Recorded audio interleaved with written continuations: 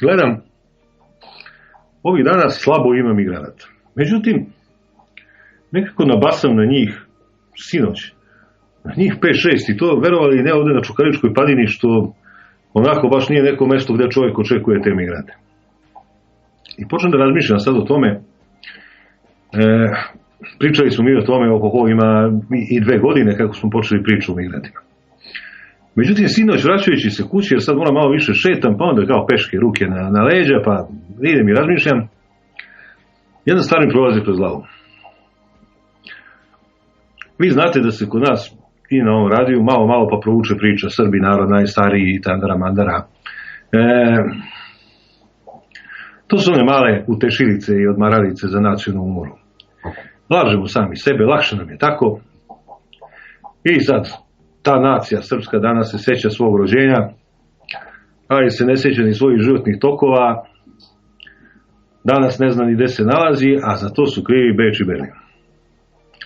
No, kao kad bi moja baba, koju zakači Alzheimer, za nesećanje krivila, zato što je počela zaboravlja, krivila CIA i Mossad. No sad ta priča o narodima, zašto priča? Sad će vam biti jasno. Najstarijim, dakle, nije nova. Od kad je sveta i veka, narodi su se pitali gde su oni kao kolektiviteti na nekom timelineu, kako se to moderno kaže, ili na vremenskoj liniji istorije. Pošto se nikako ne može utvrditi, to ne da ne može Deretić, nego ne može niko. Ne može da utvrdi koji je narod najstariji. Prosto ne postoji način da se to utvrdi. Jer ne postoji odgovarajući metod. U društvenim naukama je razvijen metod koji meri kulturnu starost nekog naroda. Što će reći da se narodi potpuno nezavisno od biološke starosti nalaze u stanju različite kulturne starosti. I da se to može relativno lako izmeriti. Vrlo precizno. Dokazi su ubedljivi i proverljivi. Dakle, ne morate meni verujete na reč, ali čitajte, mislim, prosto u pitanju su knjige koje ne mogu se prepričavati, ne mogu sad prepričavati u svakoj emisiji neku knjigu. No,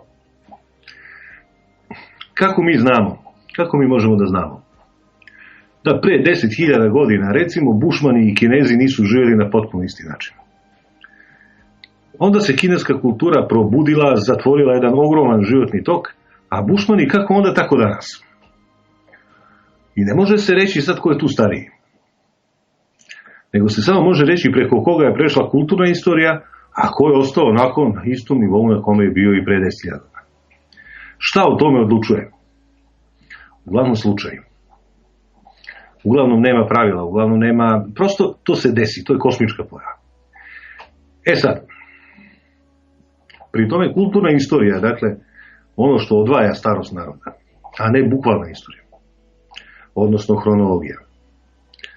Ali razni Deretićevci i ostali naivci, i onako im ne treba neka naučna istina niti znanje, nego im treba uteha i prodaja knjiga, naravno, pa su slepi za ovakve stvari. Krive Berlin, krive Beč, završena priča. Način za razlikovanje kulturno starijih i mlađih naroda je sledeći.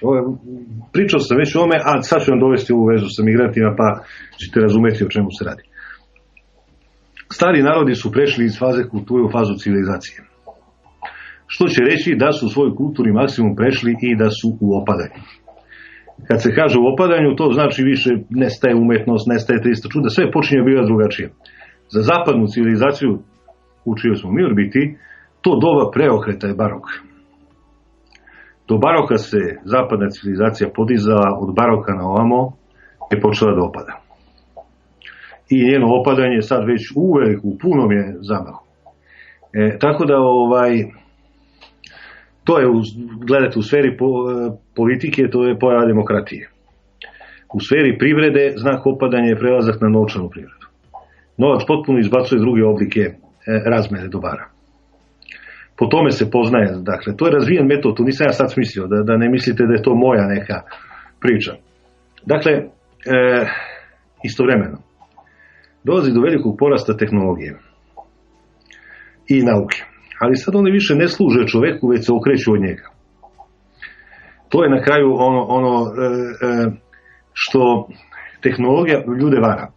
Visoko tehnološko iskustvo vara ljude, pa oni misle zato što tehnologija napreduje, da napreduje društvo u humanističkom smislu. su da je potpuno različite stvari. Društvo u humanističkom smislu opada, u tehnološko napreduje.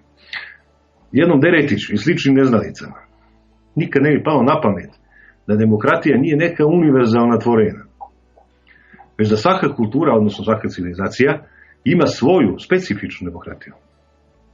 Srbi nikad nisu imali kao svoju demokratiju, uvek samo kao uvoznu. Dakle, nikada mi nismo imali svoj politički oblik, nego samo uvozni politički oblik. U vreme Vizantije njihov politički oblik, danas zapadni politički oblik. Dakle, postarujemo se bez potrebe, ali dobro.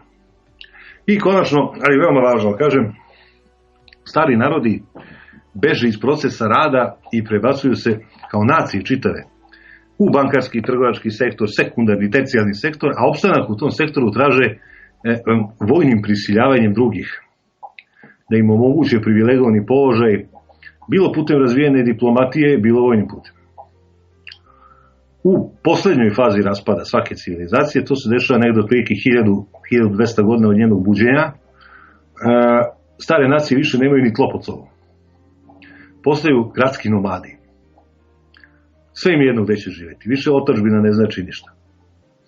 Ono što su govorili Latini, ubi bene, ibi patria, gde je dobro, tu je otadžbina, to važi pre i posle kulture. Prvo su nomadi koji krstare prostranstvima, onda se vezuju za tle. To traje 1000-1200 godina, posle toga se opet otkačinju od tla i sada samo postaju urbani nomadi. Sad je već nezamislivo naseliti se, sad mogu se menjaju samo gradovi. Stari narodi više nemaju sela, niti imaju ikakav spoj sa prirodom. Priroda je za te narode danas samo još turizam. Nikakve veze više ne postoji. Dakle, Jevrin, recimo, ili Rom, od tih starih naroda, Indus, on više nema tlo pod sobom. On je pokrenut. Sad o čemu se radi? Jevreji u vreme kad su oni bili mlad narod, Biblija piše o tome, je tako, da su oni napasali stada kod Jerihona, da su bili vredni poljoprivrednici i tako dalje. Njihovi tadašnji Jevreji su bili Rimljani, koji su bili stariji i iskusniji narod koji je držao novac i trgovinu. A Jevreji su rintali. Danas su Jevreji star narod. Čak ne ni među najstarijima, oni pripadaju zapravo orijentalnoj kulturi. Tako da imate kinesku civilizaciju, imate indijsku civilizaciju, imate, u nju spadaju i braća Romi, imate tu orijentalnu civilizaciju u koju spadaju Arapi, Jevreji i ono što je ostalo od Vizantije. To su sve prastari narodi. Vi na obalama Mediterana nemate sela. I ne samo na obalama Mediterana, nego Boga mi duboko zavučeno u arapske teritorije, vi nemate sela. Te civilizacije, te kulture su toliko stare da više ne postoji sećanje na selo, sećanje na poljoprivredu. Tu postoje gradići, oni su po 5000, 10.000 stanovnika, ali su gradovi, nisu sela. Tako da ne treba se varati u tom pogledu. Ovo što danas dolazi u Evropu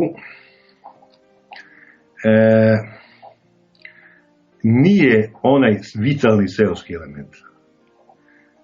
Pogled na te ljude govori da su oni stariji od Evropljana u kulturnom smislu civilizacijskom.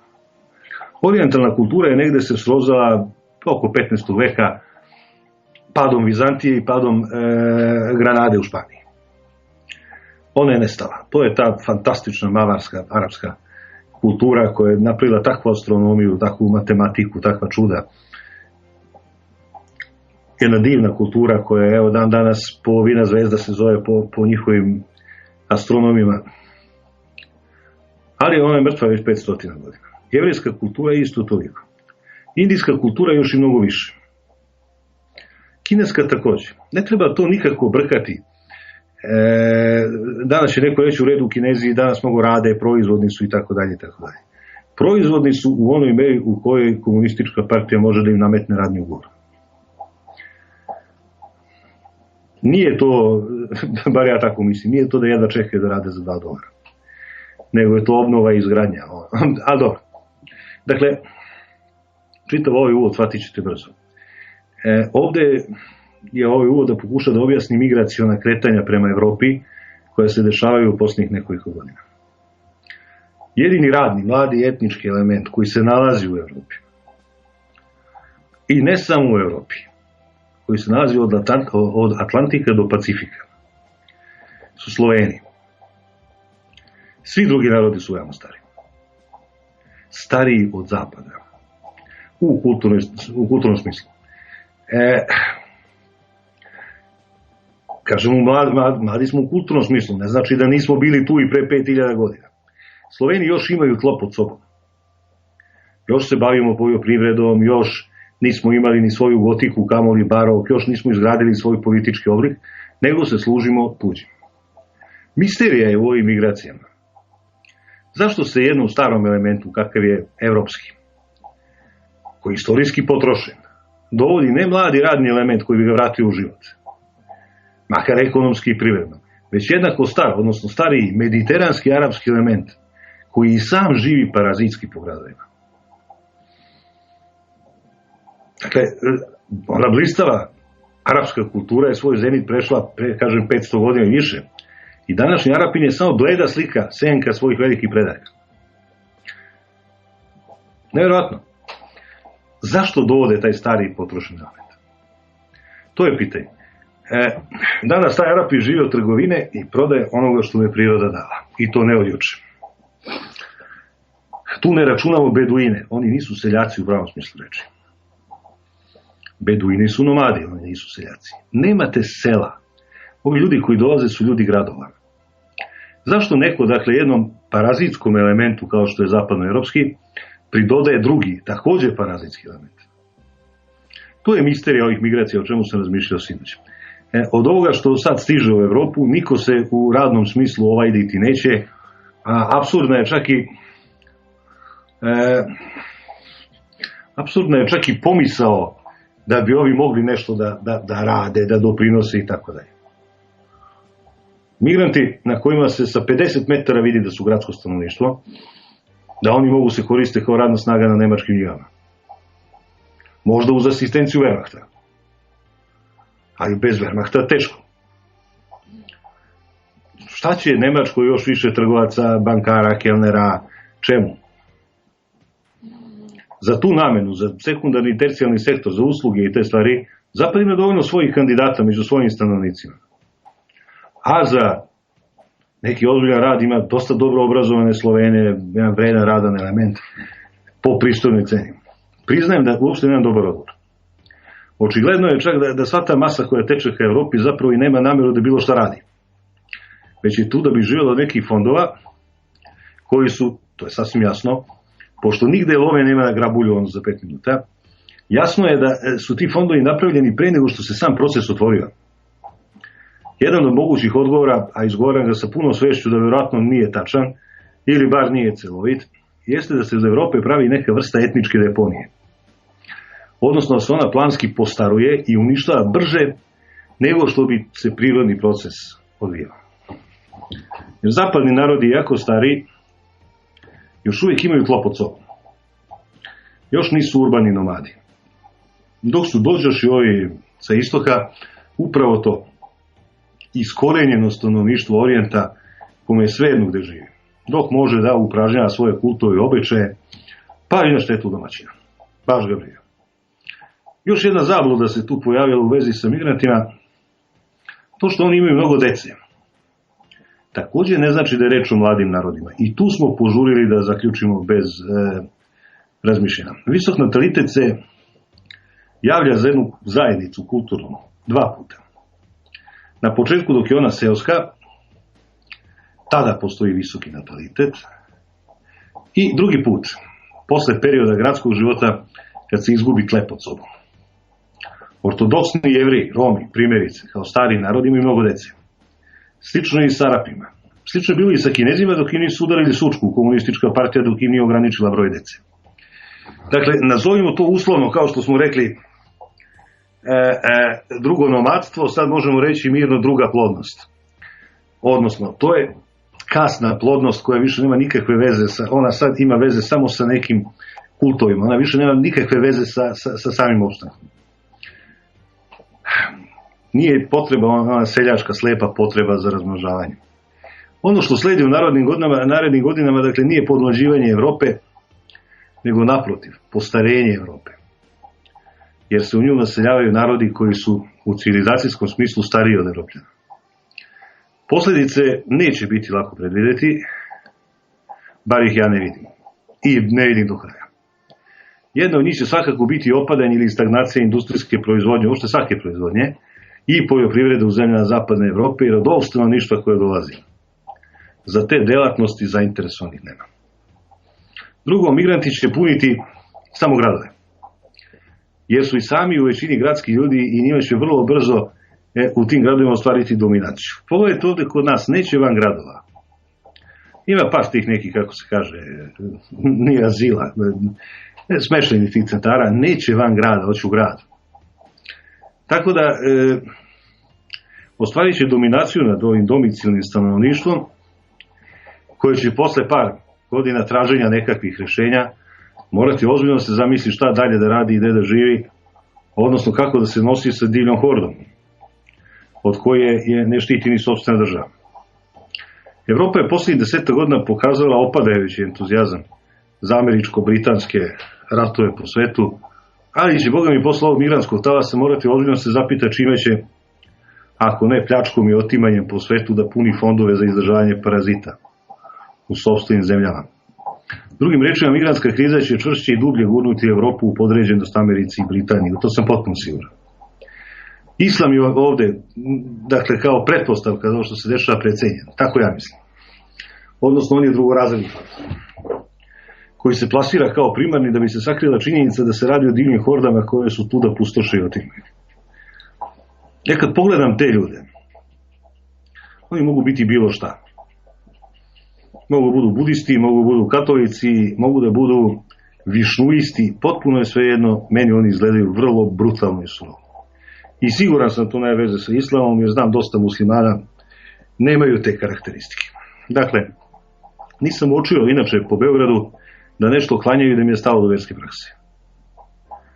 Prođete kroz one parkove, ako se desi nekad neko klanja. Oni nisu religiozni fanatici. Vi ćete, ako im je do nasilja baš i stalo, i u Kuranu, i u Bibliji, i u manifestu komunističke partije, pa u Ivici i Marici naći nasilje i naći razloge za nasilje, za maltretiranje drugih i tako dalje. Islam se koristi kao pokriće prethodne generacije migranata koje su u Evropu dolazile neorganizovano.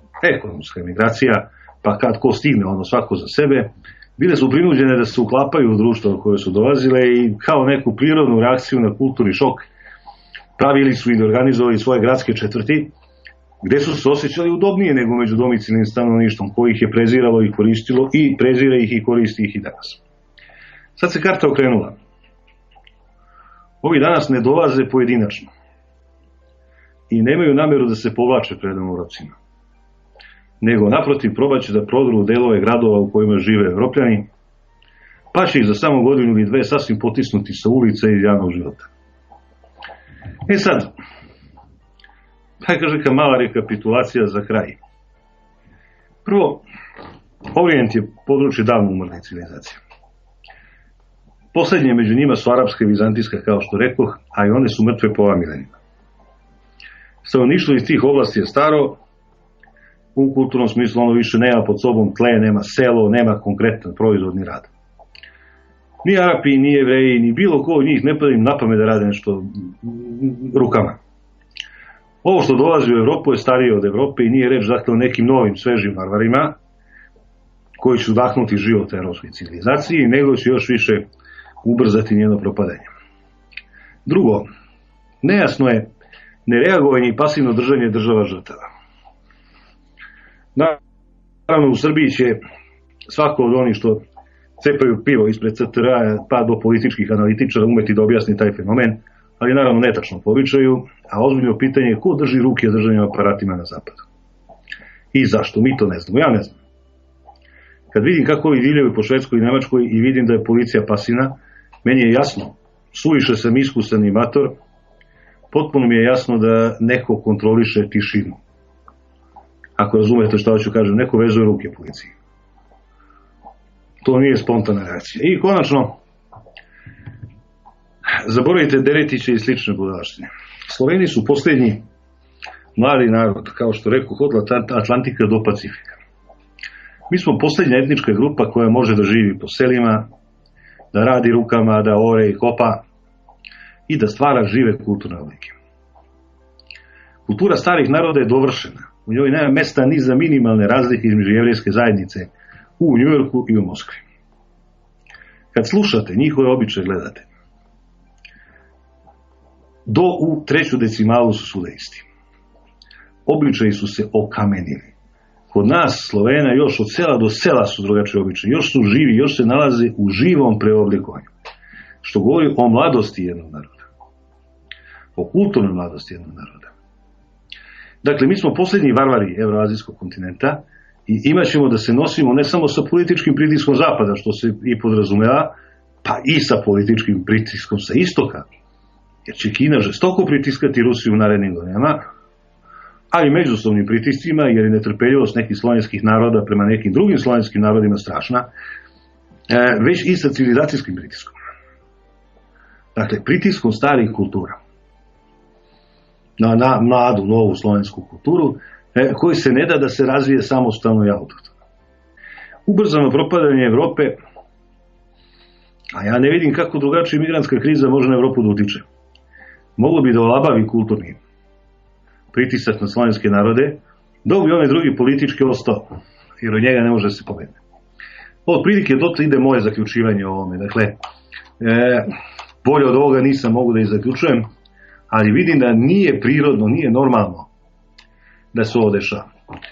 Pozdrav sa desne obale zapadne Morave, lepo je čutite, ponovo živo, kaže Mićo, živo ti meni, sokole moj.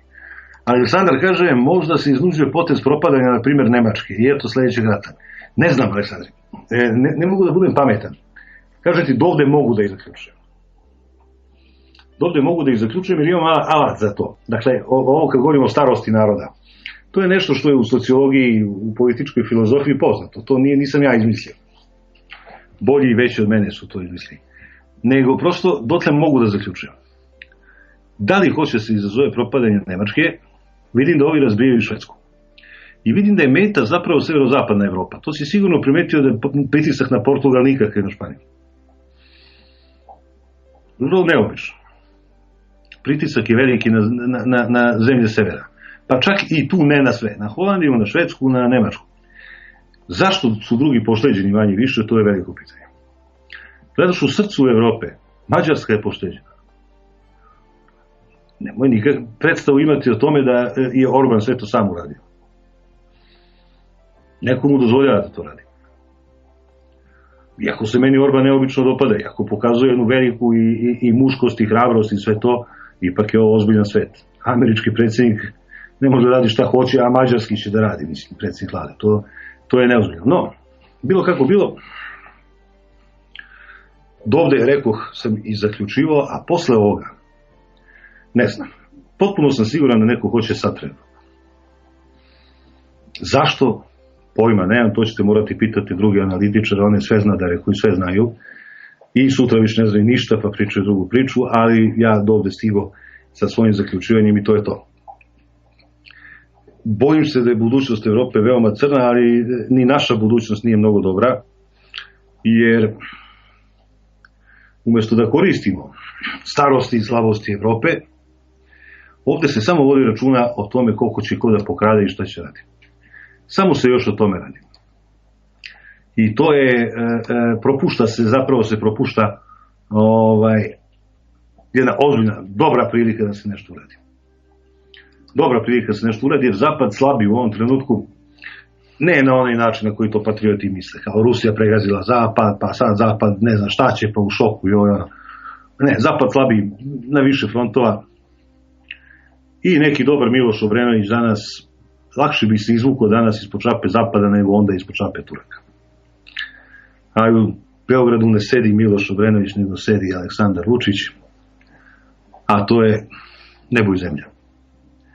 Suviše je velika razlika između njih dvojice da bi uopšte to ličilo na nešto.